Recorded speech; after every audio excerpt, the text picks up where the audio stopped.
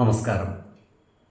വേദാംഗ ജ്യോതിഷത്തിലെ അമൂല്യമായ അറിവുകളും ആധ്യാത്മിക ജ്ഞാന ഉപദേശങ്ങളും പകർന്നു തരുന്ന പ്രശാന്തം ആസ്ട്രോ ചാനലിലേക്ക് ഏവർക്കും സ്വാഗതം. ഈ ചാനൽ ഇതുവരെയും സബ്സ്ക്രൈബ് ചെയ്യാത്തവർ ഇപ്പോൾ തന്നെ സബ്സ്ക്രൈബ് ചെയ്യുക. നോട്ടിഫിക്കേഷൻ ലഭിക്കുന്നതിനായി ബെൽ ബട്ടൺ അമർത്തുമല്ലോ. ഒപ്പം ചാനൽ ലൈക്ക് ചെയ്യുക, ഷെയർ ചെയ്യുക, കമൻറ്റ് ചെയ്യുക. കൊല്ലവർഷം 1199 എടവ സംക്രമം ആയില്യം നക്ഷത്രത്തിലാണ്. എടവം 1-ാം തീയതിയിലെ ഗ്രഹനില അനുസരിച്ച് മേടം രാശിയിൽ ബുധനും ശുക്രനും, എടവത്തിൽ സർവേശ്വരകാരകനായ വ്യാഴവും ആദിത്യനും, കർക്കിടകത്തിൽ ഗുളികനും, ചിങ്ങം രാശിയിൽ ചന്ദ്രനും, കന്നിയിൽ കേതുവും, കുംഭം രാശിയിൽ ശനിയും, മീനത്തിൽ കുജനും രാഹുവും സ്ഥിതി ചെയ്യുന്നു. ചിത്തിര നക്ഷത്രത്തിൽ ജനിച്ചവർക്ക് എടവമാസം പൊതുവെ ഗുണദോഷ സമ്മിശ്രമായിരിക്കും. ഈ നക്ഷത്രക്കാരുടെ നിലവിലുണ്ടായിരുന്ന പല പ്രശ്നങ്ങളും പരിഹരിക്കപ്പെടുന്നതാണ്. കർമ്മമേഖല പുഷ്ടി പിടിക്കുന്നതുമാണ്. ഈ നക്ഷത്രക്കാരായ ബിസിനസ്സുകാർ കൂടുതൽ ജാഗ്രത പാലിക്കുന്നത് ഗുണകരമായിരിക്കും. ബിസിനസ് മേഖലയിൽ പല മാറ്റങ്ങളും കൊണ്ടുവരുവാൻ ശ്രമിക്കുമെങ്കിലും ഉദ്ദേശിച്ച ഫലം നേടിയെടുക്കുവാൻ ഇവർക്ക് സാധിക്കാതെ വരുന്നതുമാണ്.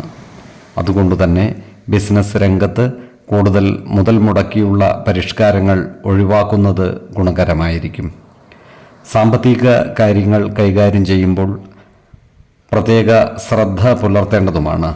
എന്നാൽ കടബാധ്യതകളും മറ്റും തീർക്കുന്നതിനും സാമ്പത്തിക പ്രതിസന്ധി പരിഹരിക്കുന്നതിനും ഇവർക്ക് സാധിക്കുന്നതുമാണ്. ഈ നക്ഷത്രക്കാരായ ഡോക്ടർമാർക്കും മറ്റു ആരോഗ്യ പ്രവർത്തകർക്കും കാര്യങ്ങൾ അനുകൂലമാണ്. ഉന്നത പഠനം നടത്തുന്നതിനും ഔദ്യോഗികമായ സ്ഥാനക്കയറ്റത്തിനും ഇവർക്ക് അവസരം ലഭിക്കുന്നതുമാണ്. ഈ നക്ഷത്രക്കാർ ആധ്യാത്മിക കാര്യങ്ങളിൽ താൽപ്പര്യം പ്രകടിപ്പിക്കുവാനുള്ള സാധ്യതകൾ കാണുന്നുണ്ട്. ദേവാലയങ്ങളും പുണ്യസ്ഥലങ്ങളും സന്ദർശിക്കുവാനുള്ള അവസരം ഇവർക്ക് ഒത്തുവരുന്നതുമാണ്.